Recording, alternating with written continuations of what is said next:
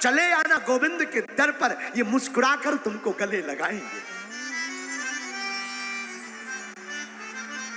हमारे ठाकुर सबको गले लगाते, जिनका कोई नहीं उनके तो रघुनाथ जी, उनके तो ठाकुर है। भैया ठाकुर के अलावा भला कौन हमारा, भगवान के अलावा। लेकिन डूब जाओ इनमें।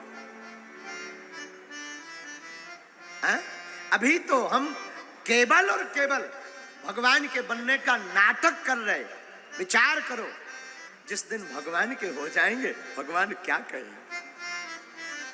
इस संसार में जब सब जगह से थक जाना, तब हमारी गोविंद की गली में आ जाना।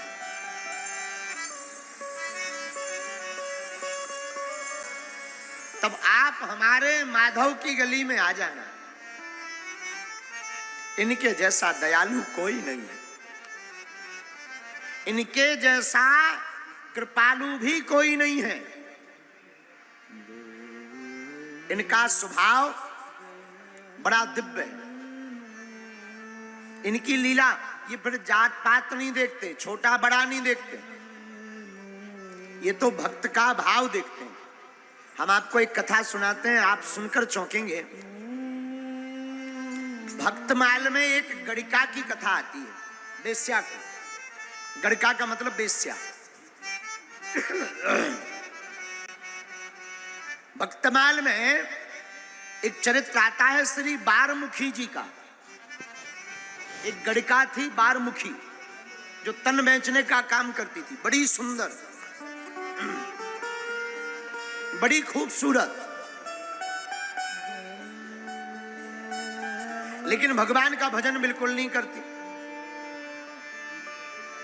एक बार गणिका के ऊपर कृपा हुई, बहुत से महात्मा गणिका के मकान के बाहर डेरा डाल लिए, बट वृक्ष के नीचे। गणिका के अंदर संतों को देखकर भाव जगा। देखो, हमसे एक व्यक्ति कह रहे थे, महाराज जी संतों के पास जाने से क्या होता। हमने कहा भैया कुछ होवे या ना होवे, पर संतों के भजन को देखकर अपने हृदय में स्वतः ही भगवान की भक्ति जग जाती है। आहा,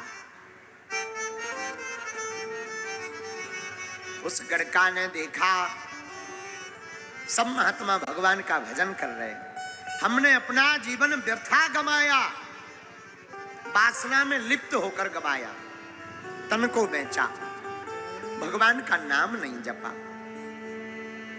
आंखों से आंसू भरकर रोने लगी। सोचने लगी जब तक हमारा तन सुंदर है तब तक तो संसार के लोग हमें मानेंगे, उसके बाद हमारा क्या होगा।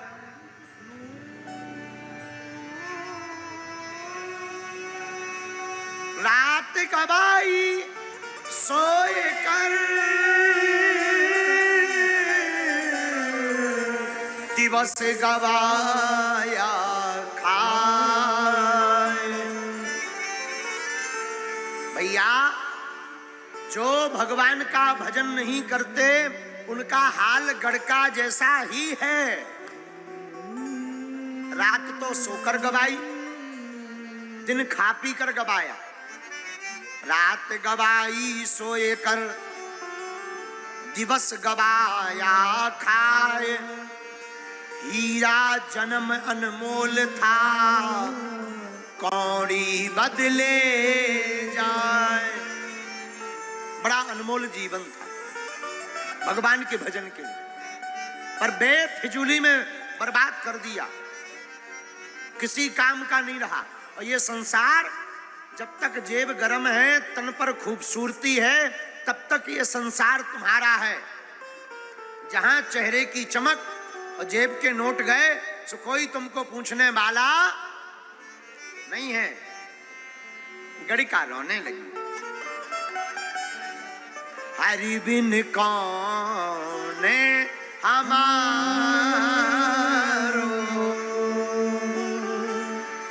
अब तो बिना गोपाल के कौन हमारा है। सब व्यर्थ है। उसने क्या किया? आज आपकी कृपा, आत्माओं ने परिचय पूछा, कौन हो तुम? घोर पापनी, तो मैं ठीक दिखाई पड़ रही। महात्मा नाराज, भगवान ने ये तन तो कौड़ी के कामी पुरुषों में सब बर्बाद कर दिया। गड़िका रोने लगी, कैसे होगा? कार नहीं किया। महात्मा बोले, सुनो, तुम्हें ज्यादा पड़ी हो, ये सभी सोने चांदी को ले जाकर बेच दो, एक मुकुट बना लो और श्री रंगनाथ जी ठाकुर जी के नाप का मुकुट बनाओ और वो मुकुट ठाकुर जी को पहनाओ, कम से कम हमारे ऊपर से बलाए तो जाए। महात्माओं ने ऐसा सोचा कि संपत्ति ले लेंगे, हम भी बर्बाद हो जाएंगे। बात भी सही है महाराज। पहले के जमाने में अनीति का धन लेने से लोग बचते थे। आज के जमाने में कोई नीति का खाता ही नहीं। साधु बोले, अनीति का धन नहीं खाएंगे, ये धन खाने से सब बर्बाद हो जाता है, भजन चला जाएगा। इसलिए एक काम करो,